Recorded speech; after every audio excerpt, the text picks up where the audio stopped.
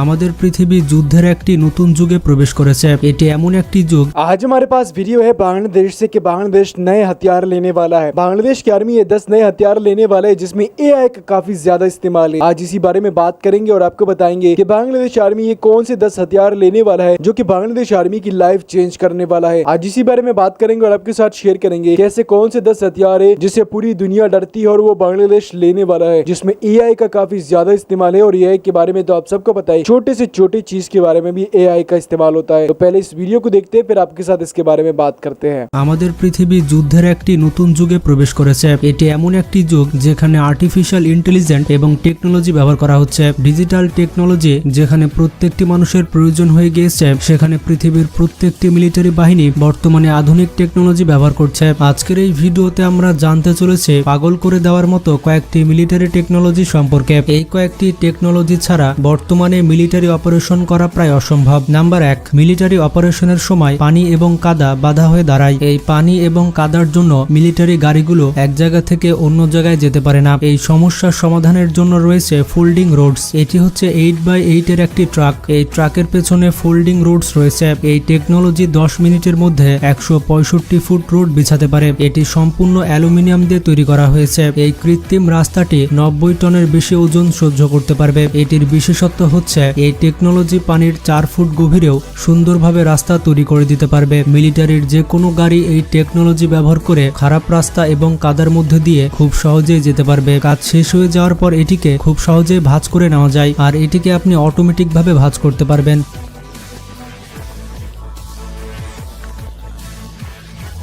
Number 2, এটি কোনো সাধারণ গান নয়। এই বন্দুকের মধ্যে বুলেটের বদলে বেশ কয়েকটি ব্যাটারি রয়েছে। এটি আসলে একটি ড্রোন গান। এটি 2 কিলোমিটারের মধ্যে যে কোনো ড্রোনকে জ্যাম করতে পারে। বর্তমানে ড্রোন টেকনোলজি অনেক উন্নত করেছে। এই ড্রোনের মাধ্যমে আমরা বিভিন্ন এরিয়াল শটস নিতে পারি এবং বিভিন্ন ধরনের অপারেশন করতে পারি, যেটা সাধারণ ক্যামেরাতে একেবারে অসম্ভব। এই ড্রোন টেকনোলজি বর্তমানে বিভিন্ন খারাপ কাজেও ব্যবহার করা হচ্ছে, আর এটি পুরো পৃথিবীর সিকিউরিটি সিস্টেমের জন্য একটি হুমকি স্বরূপ। যেমন 2018 সালে ভেনেজুয়েলার প্রেসিডেন্টের উপরে ড্রোন হামলা করা হয়েছিল। যখন তিনি অনেক মানুষের সামনে ভাষণ দিচ্ছিলেন, তখন এই ড্রোনের মাধ্যমে তার উপরে হামলা করা হয়েছিল। সেখানে 2টি ড্রোনের মধ্যে প্লাস্টিক এক্সপ্লোসিভ ছিল, আর এই 2টি প্লাস্টিক বোম প্রেসিডেন্টকে হামলা করার আগেই ফেটে যায়। এই ধরনের দুর্ঘটনা এড়াতে এই বিশেষ গান ব্যবহার করা হয়ে থাকে। এটি লম্বাতে 56 ইঞ্চি এবং ওজন হচ্ছে 7 কেজি। এই গান বিশেষ এক ধরনের রেডিও ফ্রিকোয়েন্সি ছাড়ে। এই ফ্রিকোয়েন্সি ড্রোনের অপারেটরের সাথে ড্রোনের সংযোগ বিচ্ছিন্ন করে দেয়, আর এতে করে ড্রোনের রিটার্ন টু হোম ফাংশন চালু হয়ে যায়। এরপর ড্রোন ওই জায়গাতে গিয়ে ল্যান্ড করে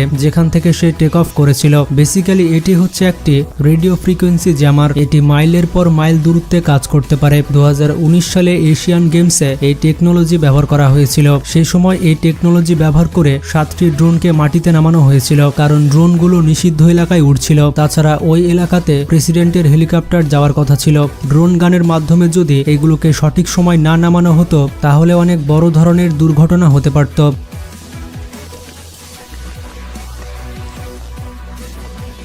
নাম্বার 3, ড্রোন গান খুব জোর হলে মালিকের সাথে ড্রোনের কানেকশন নষ্ট করতে পারে। কিন্তু যদি ড্রোনকে কবজাতে নিতে হয়, তাহলে স্কাইওয়াল 100 বাজুকা সব থেকে কাজের জিনিস। ব্রিটিশ কোম্পানি ওপেন ওয়ার্কস এই টেকনোলজি তৈরি করেছে। এটিকে যদি ড্রোনের দিকে লক্ষ্য করে ফায়ার করা যায়, তাহলে এটি একটি জাল ছুড়ে দেয়। এতে করে পুরো ড্রোন নষ্ট হয়ে যায়। তারপর এটিতে থাকা প্যারাশুট অটোমেটিক্যালি খুলে যায়। এরপর আস্তে আস্তে এটি ড্রোনকে নিচে নামিয়ে আনে। নাম্বার 4, এটি হচ্ছে ultra heavy lift amphibious connector. যে কোনো পরিস্থিতিতে এটি ট্রাভেল করতে পারে। এই যানটির মধ্যে এত পরিমাণ জায়গা রয়েছে যে এটি 40 ফিট কন্টেনার কিংবা 3টি ট্যাঙ্কে এর ভেতরে নিয়ে যেতে পারে। এই যানের ট্র্যাকগুলো এয়ারফর্ম দিয়ে তৈরি করা হয়েছে। এটি পানিতে চলতে সক্ষম, মাটিতে চলতে সক্ষম, এমনকি কাদাতে চলতেও সক্ষম। এমনকি মেশিনটি 10 ফুট বাধাকেও খুব সহজে পার করতে পারে।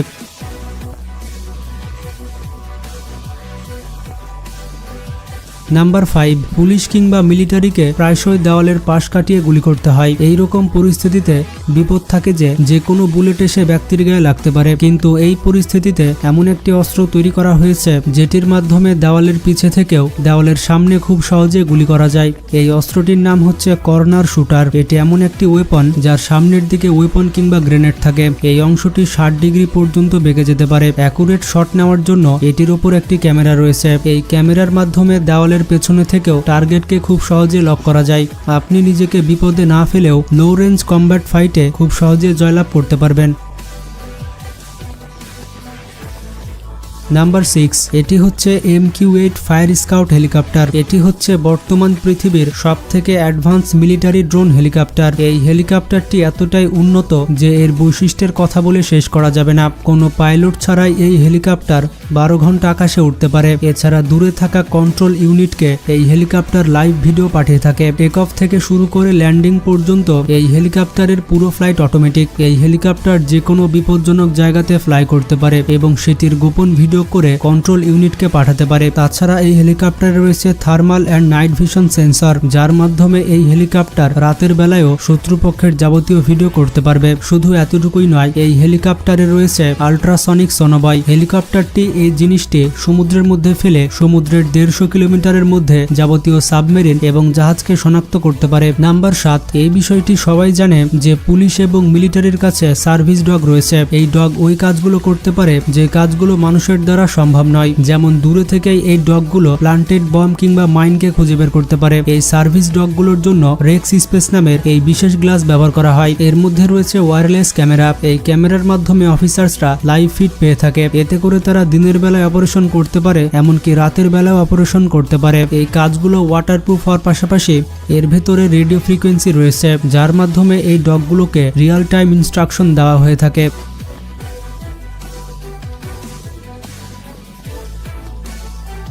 নাম্বার 8, এটি হচ্ছে ব্ল্যাক নাইট ট্রান্সফরমার। এটিতে ব্যবহার করা হয়েছে 8টি ইঞ্জিন এবং রটার্স। এটি ঘন্টায় 100 কিলোমিটার গতিতে মাটিতে চলাচল করতে পারে, আর যখনই আকাশে ওড়ার প্রয়োজন হয় তখনই এগুলো আকাশে উড়ে যায়। মাটি থেকে এটি 10,000 ফুট উপরে উঠতে পারে। এটি লম্বাতে 31 ফিট এবং 19 ফিট চওড়া। এটি কার্গো ড্রপস করার জন্য ব্যবহার করা হয় এবং সোলজারদের উদ্ধারের কাজেও এটি ব্যবহার করা হয়ে থাকে। যুদ্ধক্ষেত্র থেকে এটি ওড়া শুরু করে এবং কোনো নিরাপদ জায়গায় পৌঁছে এটি আবারও মাটিতে চলা শুরু করে।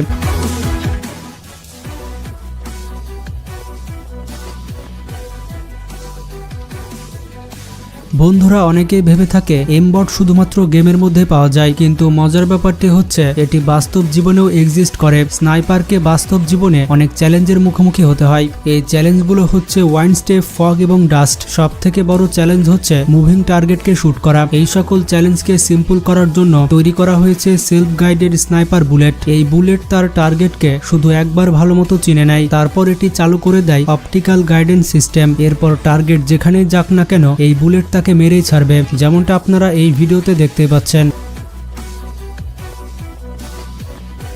এই স্নাইপারের এবং বুলেটের সবথেকে বিশেষ ব্যাপারটি হচ্ছে এই স্নাইপার কোনো আনট্রেন্ড শুটারও চালাতে পারে। এটি চালানোর জন্য কোনো প্রশিক্ষণের প্রয়োজন হয় না, কারণ আপনি যেদিকেই গুলি চালান না কেন বুলেট তার টার্গেটে গিয়েই লাগবে। বন্ধুরা, এই মিলিটারি টেকনোলজিগুলো দেখে আপনার কেমন লাগছে তা কমেন্ট করে জানাবেন। যারা নতুন দর্শক রয়েছেন তারা এখনই চ্যানেলটি সাবস্ক্রাইব করে ফেলুন, আর যারা যারা নিজের দেশকে মন থেকে ভালোবাসেন তারা কমেন্ট বক্সে লাভ রিয়াক্ট দিয়ে যান। ভালো থাকবেন, আল্লাহ হাফেজ। बांग्लादेश ये 10 हथियार लेने वाला है जिसमें बहुत सारे हथियार है। पहले अगर हम रोड ट्रक की बात करें तो ऐसा ट्रक है जो कि बांग्लादेश के किसी भी जगह पे इस्तेमाल हो सकता है, चाहे पानी हो, कीचड़ हो या दूसरी चीज के बारे में अगर हम बात करें तो बांग्लादेश एंटी ड्रोन गन लेने वाला है। ये ड्रोन गन क्या करेगा, कहीं भी अगर इलीगल ड्रोन आता है तो बांग्लादेश इसके ऊपर फायर कर सकता है, और ऐसा फायर है जिससे ड्रोन के सिग्नल लॉस हो जाते हैं और ड्रोन गिर जाता है। रिसेंटली आप लोगों ने कई सारे एशियंस गेम के अंदर और इसके अलावा कई सारी जगहों पे देखा होगा कि अगर किसी का इलीगली ड्रोन यूज होता था तो उसके ऊपर इसी तरीके से गन से फायर करके उसको गिराते थे, और ये गन की वजह से वो उसके